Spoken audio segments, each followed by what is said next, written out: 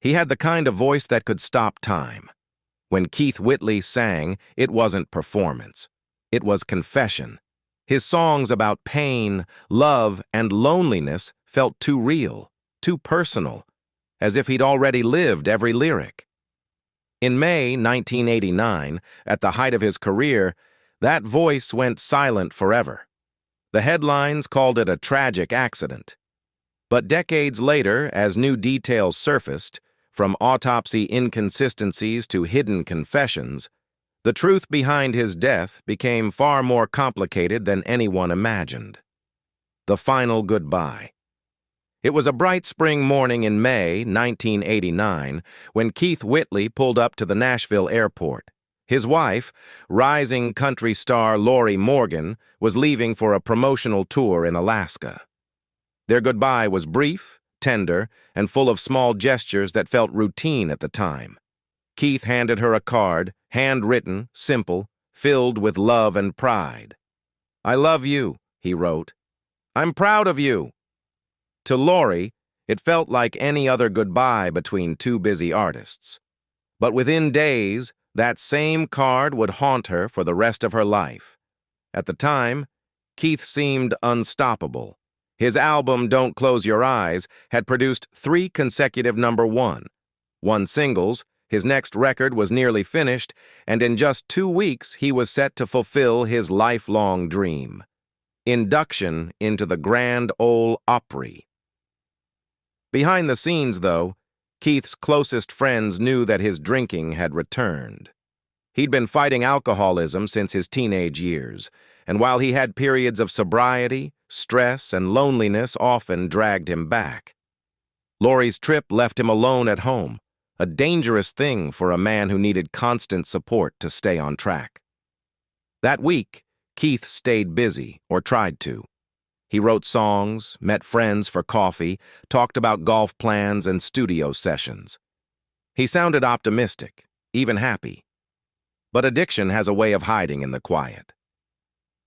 On May 9, 1989, Keith's brother-in-law, Lane Palmer, stopped by the house. They talked for a while, drank coffee, and made plans for later. Palmer left just before 10 a.m. When he returned less than 2 hours later, Keith was in bed, motionless. Paramedics arrived quickly, but it was too late. Keith Whitley, just 33 years old, was gone. The unanswered questions. The official cause was acute alcohol poisoning. His blood alcohol level measured 0.47, nearly 5 times the legal limit to drive and enough to kill almost anyone. Police found no signs of struggle, no drugs, no suicide note, just an empty house, a still body, and a man who had finally lost his fight. But from the very beginning, people close to Keith felt something didn't add up. He had spent the weekend drinking, yes, but he had also been making plans, rehearsals, golf, songwriting. This didn't look like someone ready to give up. And then came the toxicology report. Traces of Valium and cocaine appeared alongside alcohol. Friends insisted Keith didn't use cocaine. It didn't fit his habits.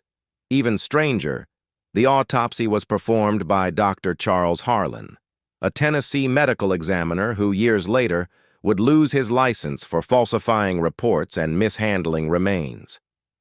When those accusations surfaced in the mid-1990s, fans began to wonder, had the same man made mistakes in Keith's case too? Lori Morgan said years later that she was haunted by the inconsistencies. She had questions no one could answer. Why wasn't a deeper investigation done?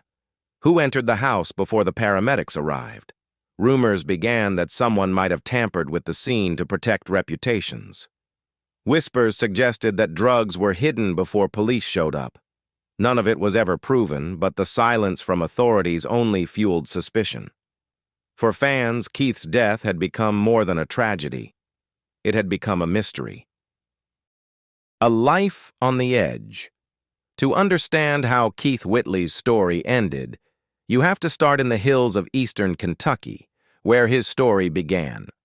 Born Jackie Keith Whitley on July 1, 1954 in Ashland, and raised in the small, tightly knit town of Sandy Hook, Keith's world was one of coal dust, church choirs, and mountain songs. His father, Elmer, worked in the steel and coal industries, a quiet, hard-working man who carried stress like a shadow but rarely spoke of it. His mother, Fay, was the emotional anchor of the family, deeply spiritual and fiercely protective. She saw something rare in her youngest son, not just a love for music, but a depth of emotion far beyond his years. Keith didn't talk much, but when he sang, the room fell silent. He had the kind of voice that could make ordinary people cry. From a young age, Keith absorbed the culture around him, the sound of fiddles drifting from front porches, gospel harmonies rising from church pews, and the stories of struggle and faith that defined Appalachian life. Music wasn't entertainment. It was survival. In families like the Whitleys, songs were how people dealt with loss, loneliness, and the harshness of the mountains. Keith learned early that singing was more than talent. It was therapy. But his childhood wasn't without shadows. Money was tight, and opportunities were few. The roads were dangerous, both literally and figuratively. When Keith became a teenager, that restlessness, that need to feel something, began to surface. He had charisma, charm, and a wild streak that made him magnetic to friends and trouble alike. By the time he was 13, he had already been drinking. Alcohol wasn't seen as taboo in the hollers of Kentucky. It was part of the culture. Older men drank to forget, and young boys often followed their lead. Then came the accident that changed everything. One night, Keith and his older brother Dwight were riding through the twisting mountain roads with a friend. They were speeding, laughing, reckless, young, until the car lost control. It went off the side of a cliff, plunging 120 feet into the valley below. Their friend was killed instantly. Dwight was badly injured. Keith was thrown from the car and survived almost miraculously with minor wounds. To outsiders, it was a lucky escape. But for Keith, it left invisible scars.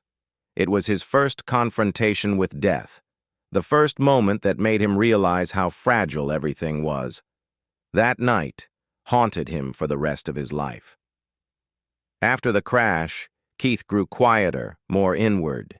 He began pouring himself into music. His brother Dwight encouraged him, teaching him guitar chords and harmonies.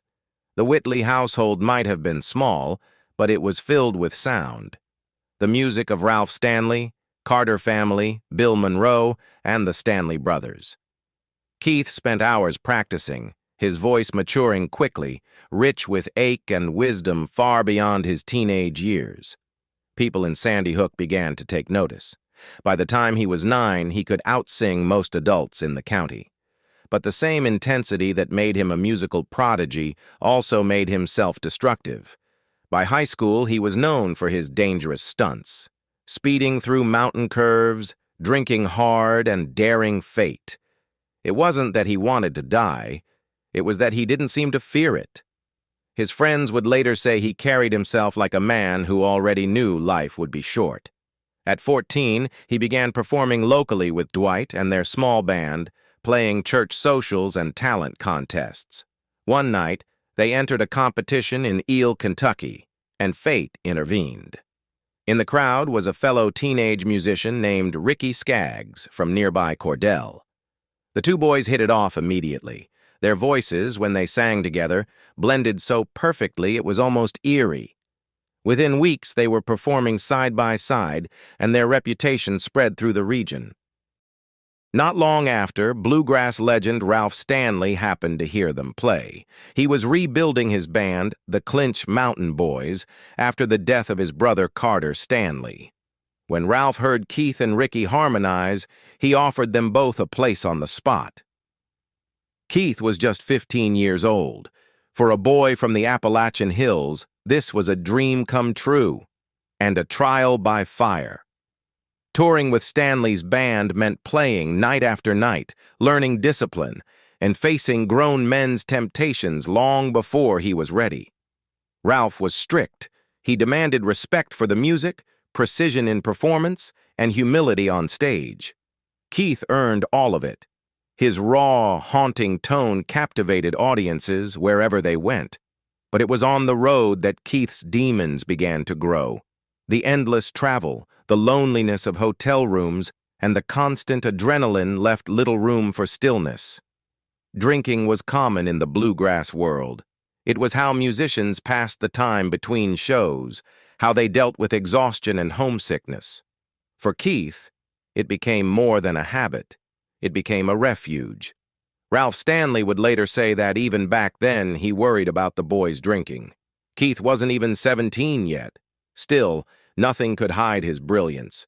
He sang with the soul of a man who had lived 1,000 heartbreaks. His voice carried the weight of tragedy, faith, and longing, all before he'd even begun to live. That combination, vulnerability and danger, became his signature. He was, even then, walking a tightrope between greatness and destruction. By the mid-1970s, Keith and Ricky Skaggs formed their own duo, Whitley and Skaggs, gaining attention throughout the bluegrass circuit. But Keith was restless again. He wanted more than bluegrass could give, more emotion, more reach, more risk. He wanted Nashville. And that hunger, that never-ending reach for something bigger, would define the rest of his short, brilliant, and tragic life. The Nashville Dream. By 1982, Whitley was restless. He loved bluegrass, but he wanted more. Nashville was calling. He moved there with little money and a mountain of ambition. He signed with RCA Records in 1983, releasing his debut, A Hard Act, to follow the next year. It didn't sell. But he wasn't discouraged. He just wanted to find his sound.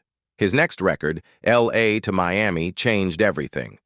With songs like Miami, My Amy, and Homecoming 63, he finally broke through. His voice, smooth, soulful, aching, reminded fans of the greats, Lefty Frizzell, George Jones, and Merle Haggard.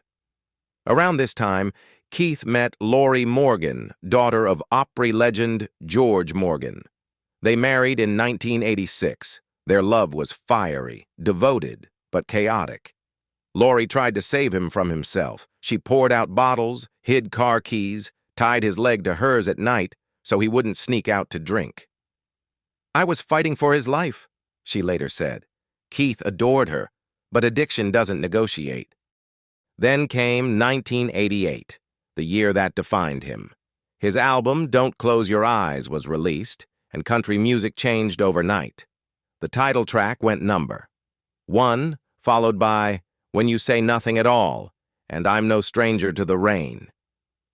The record sold over 1 million copies, and fans hailed Keith as the revival of real country music, emotional, raw, and unfiltered. But the success came at a cost. The same perfectionism that made him brilliant also pushed him toward the bottle. Between shows and interviews, he drank in secret, trying to quiet the storm inside. To everyone else, he was a rising legend. To Lori, he was a man quietly slipping away. The day the music died, May 9th, 1989. The timeline was painfully ordinary. At 8:30 a.m., Keith shared coffee with his brother-in-law, Lane Palmer. They joked, planned a golf outing, talked about writing new songs. Palmer left the house around 10 a.m. When he returned an hour later, Keith was gone. The coroner ruled it alcohol poisoning. His body contained the equivalent of 20 drinks in his bloodstream. He was found fully clothed, face down on the bed, a half-empty bottle nearby. He had been alone for only a few hours. News spread fast. Country radio stations halted programming to play his songs. Outside RCA's Nashville headquarters, fans left flowers and handwritten letters. For days, the city mourned as if it had lost one of its own. Lori Morgan was in Alaska when she got the call. She collapsed, screaming, unable to breathe. When she returned home, she found the card he'd given her, his final message. In her memoir, Forever Yours Faithfully, She described the pain of realizing it might have been a goodbye she never recognized. She also wrote of haunting details, someone allegedly hiding a bag of cocaine before paramedics arrived, and a manager leaving the house after seeing Keith's fragile state. Whether those claims were true or not, they deepened the mystery. The question wasn't only how Keith died, but why no one stopped it. The legacy and the darkness left behind. The aftermath was devastating. His funeral in Nashville drew over 500 mourners, artists, producers, and lifelong fans. Ricky Skaggs gave the eulogy, barely able to speak through tears. Laurie placed a red rose in his casket and whispered, "I will always love you." He was buried in Nashville, beneath a headstone engraved with her words, "Forever yours, faithfully." Keith's final studio album, I Wonder Do You Think of Me, was released just months after his death. The title track and It Ain't Nothin' both went number 1. In 1994, Alan Jackson, Tracy Lawrence, and Alison Krauss released a tribute album. Krauss's cover of When You Say Nothing at All became her first major hit. Over time, Keith's legend only grew. In 2022, more than 30 years after his death, he was finally inducted into the Country Music Hall of Fame, the honor he'd once dreamed of, but never lived to see.